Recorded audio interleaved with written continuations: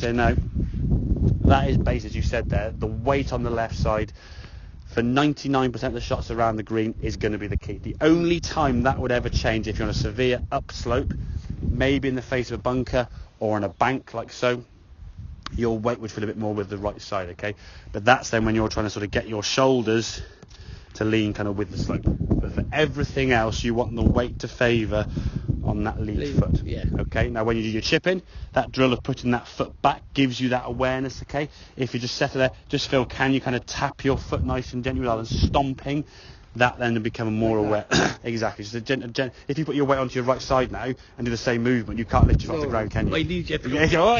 All that, yeah, exactly. Okay, so in terms of setup, there's a couple of differences between shots off grass and shots out of bunker, okay? Off the grass, narrow stance, ball kind of middle to back, okay? Weight still forward, okay? But this is designed to hit the golf ball first, okay? We don't want too much grass hit behind the golf ball, okay? Club face is going to be square, but make sure we keep checking that, okay? I think sometimes you're trying to change the club face up in mid-air. I put the club on the ground sitting flat and try and grip it around a square club face rather than... Yep. When I was setting it up, Yeah. I was getting it there, Yeah. but then I was putting my thumb just to the... Yeah, that's fine. That's fine. Yeah, that's fine. Well, Yeah, exactly. Yeah, exactly. That's fine. I mean, doing that's okay. But if your club is sort of moving around in mid-air, the club, and then the club then goes on the ground, it's different. You're then changing. So I know you can't ground a club in a bunker. That looks pretty twitchy. Yeah, that looks fine to me. That's good. That's pretty good. Yeah. Okay. So that would be the main change there. With a chip shot to a bunker shot would certainly be the width of stance. Now, another things in a bunker shot, we want the club to be coming underneath the golf ball. So the wider stance is going to encourage that, and the wiggling of the feet into the sand is going to encourage that as well. That's going to get you now in a position where you can actually just, your normal art now, rather than sort of coming back to the golf ball, is going to be lower because you've widened your feet and wiggled yourself down. So you don't have to then start trying to lean back to hit the sand. You're automatically set up to hit the sand. The key thing, as we say, when you're swinging this golf club, is to keep the weight on that left side. If you watch the one on the right here now, the bunker shot, you can see the previous video we had, when that club went to the sand, the club was at the screen and the ball was back there, wasn't it? Yeah. This one here now, the club and the ball are almost kind of chasing each other. And by there, the ball is actually caught up again now and overtaken, okay? The head's coming through a lot more. The width in that swing is a much better thing. And that ball went about 20 yards, give or take, I mean, roughly speaking, okay? And that's kind of a swing we're looking for, where we can swing that club through, good strike of the sand, and then through up onto that left side, keeping that weight forward. Any movement back to this foot is going to be a no-no, okay? Same with the chipping, okay? We keep that weight forward. At the point of contact, the club's hitting the ground only about here behind the golf ball. At impact there now, you can see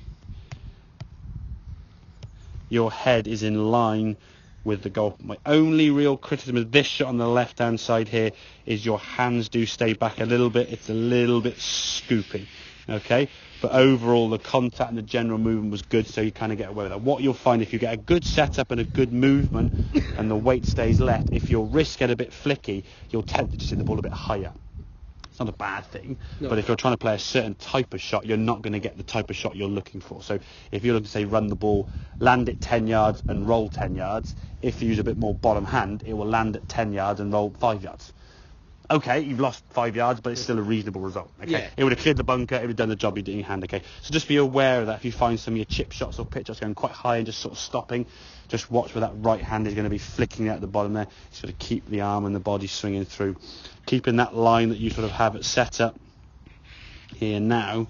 That line between the left arm and the golf club, you kind of want to keep that going through. We don't want to stop so the club overtakes. Okay, but that's the main difference between bunker / chipping or any shot of grass, width of stance, and the wiggling of the feet. Obviously you can't wiggle your feet in the grass, but wiggling the feet, okay? But for the majority of these shots, we say weight stays forward on that left side.